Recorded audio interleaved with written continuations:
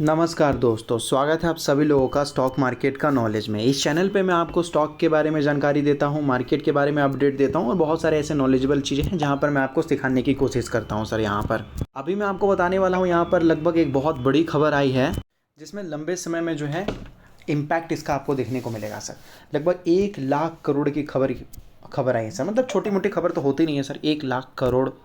और वो कौन सी कंपनी है, मतलब सोचो कि भाई ये ऐसी खबर आई है जो कि अगर मान लेते हैं कोई सही तरीके से सही जगह पे पैसा लगाता है तो मतलब आने वाले जो रिटायरमेंट होते हैं ना सर, रिटायरमेंट मतलब एक टाइम के बाद लोगों को मतलब एक सेफ्टी फंड चाहिए होता है, आराम से भाई रहो ज़िंदगी में।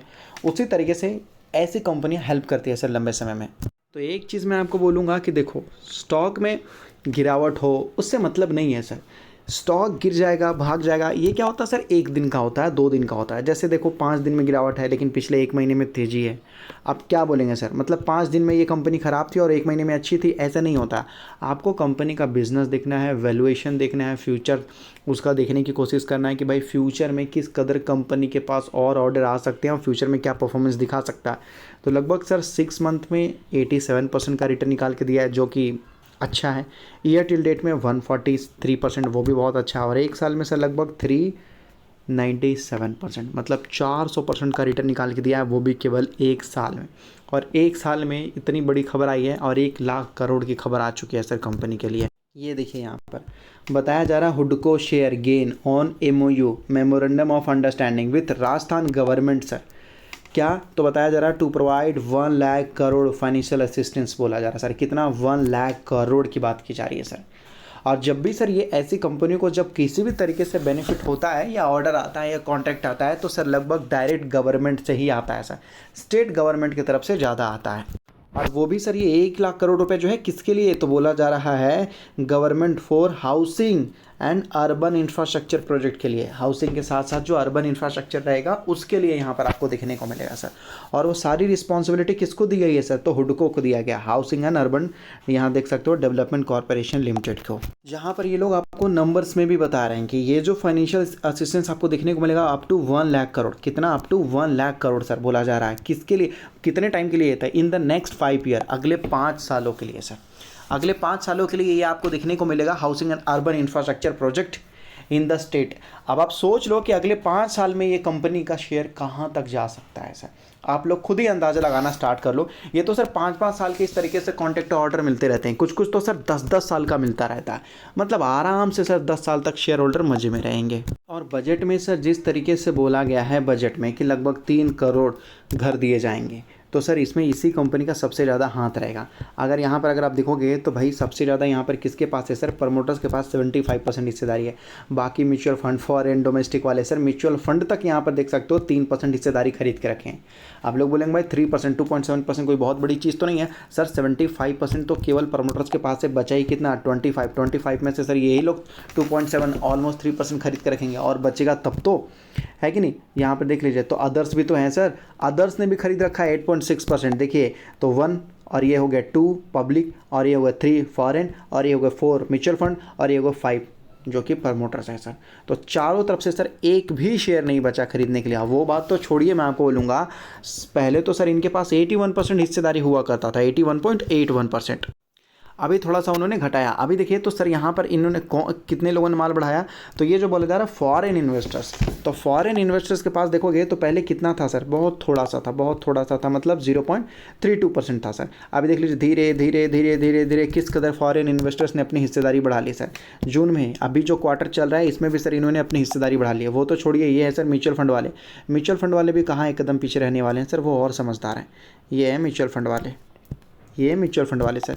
तो इनके पास भी अगर आप देखोगे तो पहले इनके पास 1.14% हुआ करता था, फिर इन्होंने फिर देखिए प्रॉफिट बुक किया, फिर देखिए इन्होंने बढ़ा लिया। तो सब लोग यहाँ खरीदने की कोशिश कर रहे हैं सर, कोई भी बेचने की कोशिश नहीं कर रहा। अभी देखिए कंपनी में क्या क्या वीकनेस है सर।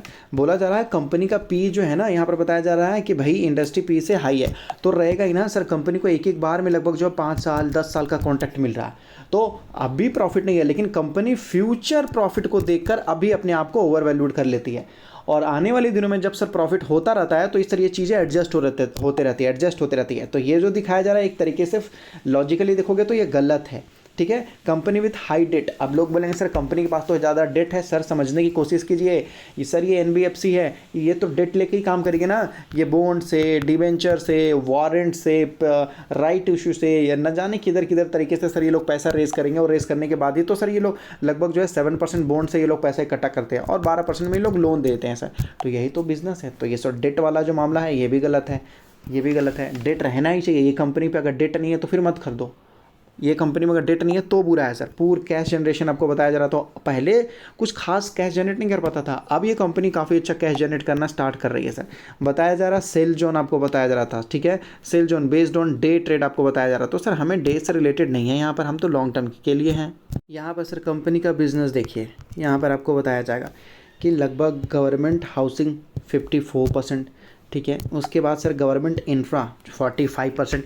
यही दो चीज़ों पर सर सरकार ज़्यादा ध्यान देती है और ये कंपनी वहाँ पर भी ध्यान देती है।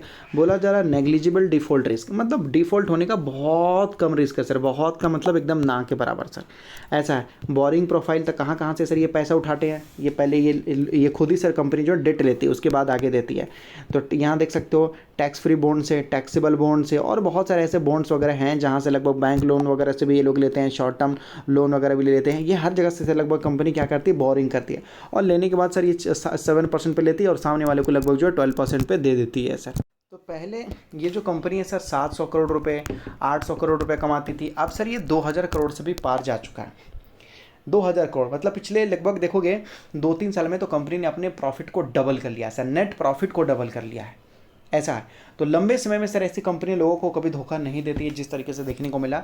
और इसके ऊपर सर 8 और वीडियो बनाने जा रहा हूँ। 8, ये तो केवल मैंने आपको न्यूज़ बताया है, इस हिसाब से मैं आपको बताने वाला हूँ कि कितना कंपनी ने मार्केट में पैसा डाल रखा है, मार्केट में मतलब जो है इंफ्रास्ट्रक्चर के लिए कितना लोन दे रखा है, हाउसिंग के लिए कितना दे रखा है, उससे कमाई कितनी होती है कंपनी को, आने वाले 10 सालों में कंपनी कितना पैसा कमा सकते हो, उस हिसाब से कंपनी का शेयर का वैल्यू कितना होना चाहिए। ये बहुत सारी चीज़ें जो है सर, और 8 वीडियोस बनाऊंगा और डिस्कस करके आपको बताऊंगा। तो अगर आप चैनल को सब्सक्राइब करके रखोगे तो वीडियोस जब भी बनाऊंगा आपके सामने भेज दूंगा सर। तो ये कोई रिकमेंडेशन एडवाइस नहीं था, एक इन्फॉर्मेशन है। और अगर स्टॉक मार्केट में हो तो अपना डीमेट अकाउंट एंजल में ओपन कर सकते हो, जहाँ पर demat account free, delivery charges free, केवल 20 रुपीज़ लगता है, वो भी इंट्राडे में, जो हर जगह देखने को मिलता है। तो डिस्क्रिप्शन में लिंक दिया गया है, मिनटों में जाके अपना डीमेट अकाउंट वगैरह ओपन कर सकते हैं बिल्कुल फ्री में सर।